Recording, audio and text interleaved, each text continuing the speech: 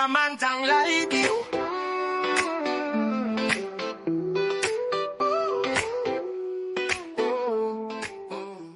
반갑습니다.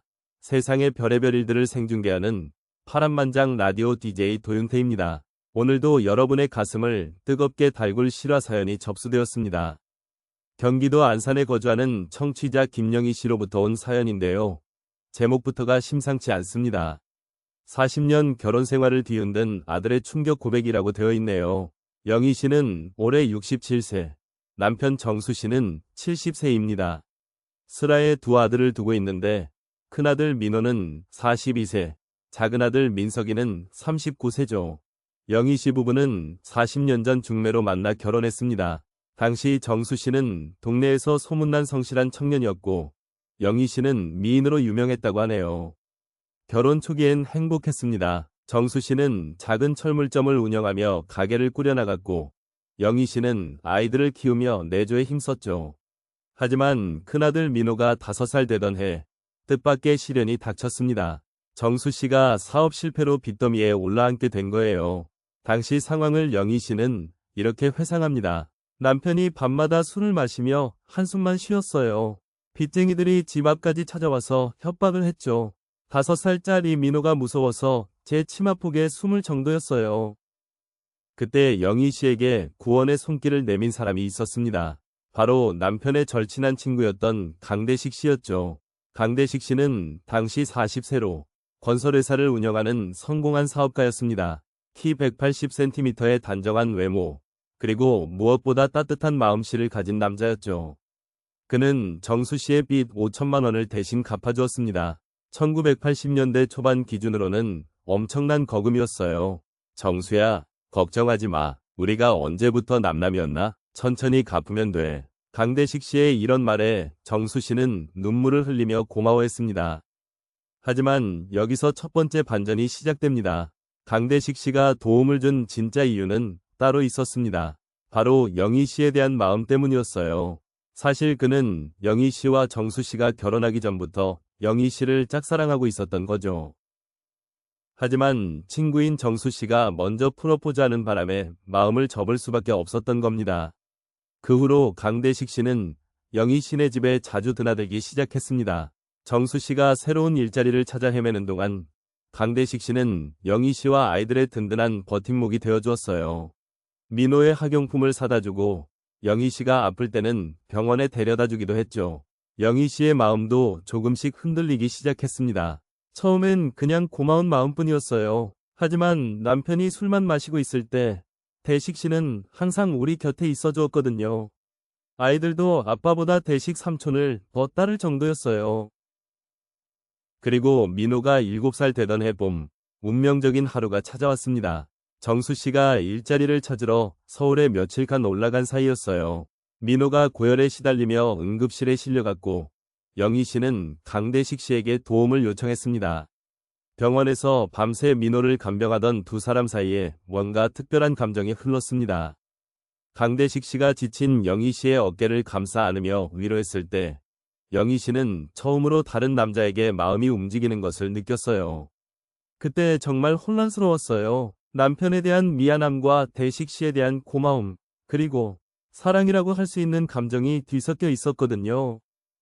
그날 밤 두 사람은 선을 넘고 말았습니다. 그 후 3개월간 영희 씨와 강대식 씨의 은밀한 만남이 계속되었습니다. 정수 씨는 전혀 눈치채지 못했어요. 오히려 친구에게 더욱 고마워하며 자주 술자리를 가졌죠. 하지만 영희 씨는 죄책감에 시달렸습니다. 그러던 중 영희 씨가 임신한 것을 알게 되었습니다. 문제는 그 아이의 아버지가 누구인지 확실하지 않다는 거였어요. 시기상으로는 강대식 씨의 아이일 가능성이 높았지만 정수 씨와도 관계가 있었거든요. 영희 씨는 고민 끝에 강대식 씨와의 관계를 정리하기로 결심했습니다. 아이를 위해서라도 이 관계는 끝내야 한다고 생각했어요. 남편에게도 미안했고요. 강대식 씨는 아쉬워했지만 영희 씨의 뜻을 존중해 주었습니다. 그렇게 태어난 아이가 바로 둘째 민석이었습니다. 정수 씨는 늦둥이 아들의 탄생을 무척 기뻐했어요. 민석이는 형인 민호와는 사뭇 다른 모습으로 자랐습니다. 키가 크고 눈이 크며 어딘지 모르게 강대식 씨를 닮은 구석이 있었어요. 하지만 영희 씨는 그 비밀을 가슴 깊이 묻어두었습니다. 강대식 씨 역시 입을 다물었고요. 세월이 흘러 민석이는 건장한 청년으로 자랐습니다. 형 민호가 아버지를 닮아 내성적이고 소심한 성격인 반면 민석이는 활발하고 사교적이었어요. 민석이는 명문대학을 졸업하고 대기업에 취직했습니다. 결혼도 일찍 해서 예쁜 딸 하나를 두고 있죠. 반면 형 민호는 사업을 여러 번 실패하며 부모에게 손을 벌리는 신세가 되었어요.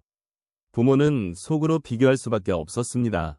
그런데 지난달 민석이가 갑자기 어머니를 찾아왔습니다. 평소와 달리 표정이 어두웠어요. 그리고는 충격적인 말을 꺼냈습니다. 엄마, 제가 아버지의 친구분 강대식 삼촌하고 닮았다는 말을 많이 들었잖아요. 혹시 제 진짜 아버지가 강 삼촌은 아닌가요? 영희 씨는 머리가 하얗게 변하는 것을 느꼈습니다.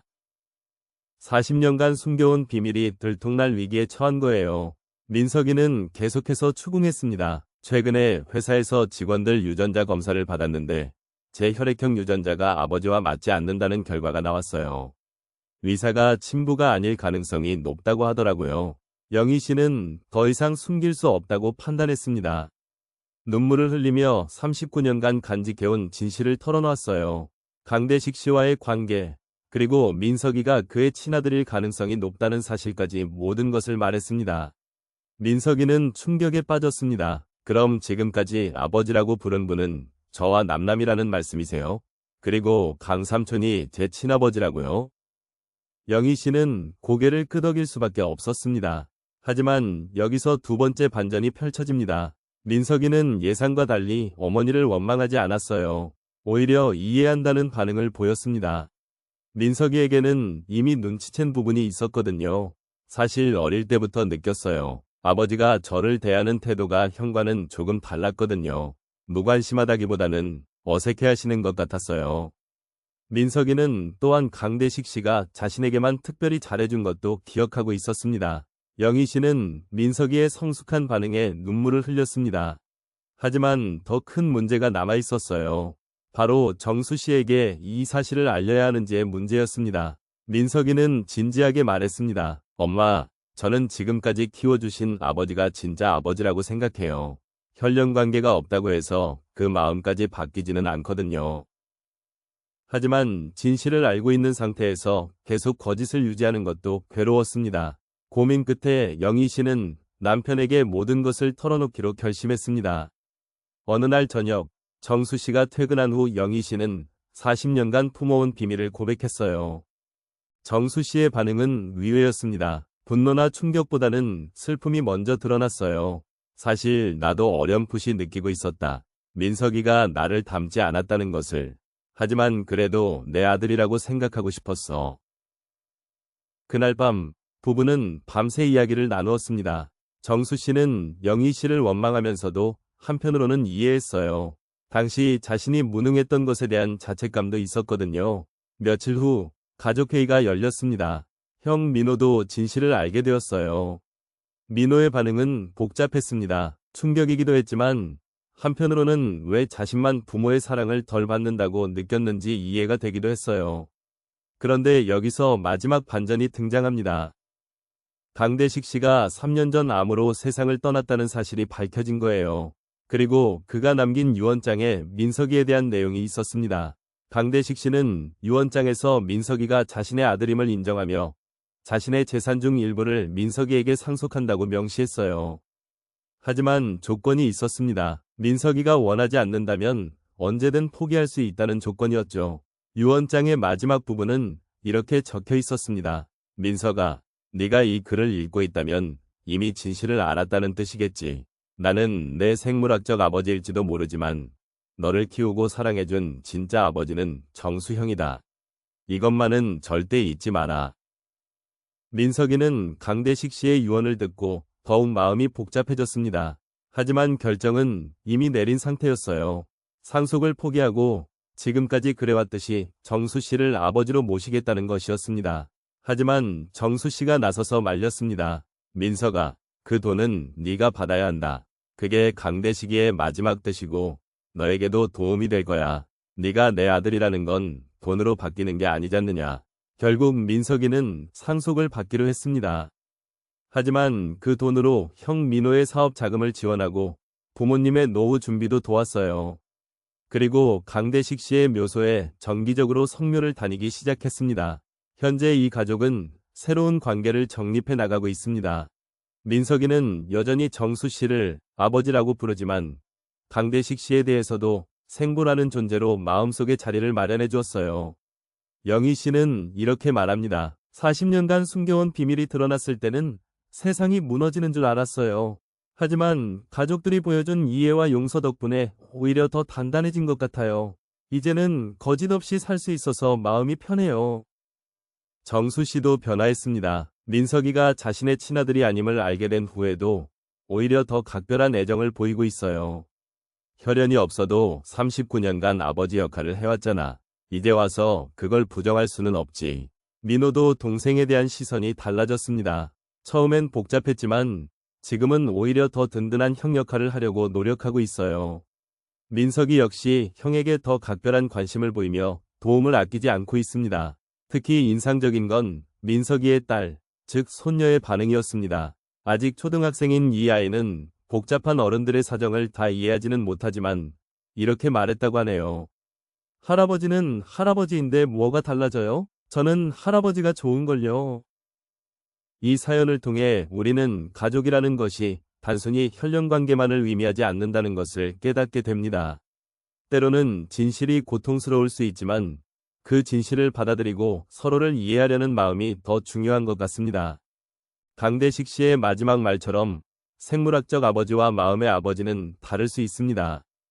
하지만 그 둘 다 소중한 존재라는 것을 인정할 때 비로소 진정한 화해와 용서가 가능한 게 아닐까요?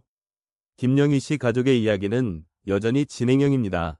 완전한 치유에는 더 많은 시간이 필요할 테지만 서로를 향한 사랑과 이해가 있는 한 분명히 더 좋은 방향으로 나아갈 것이라고 믿습니다.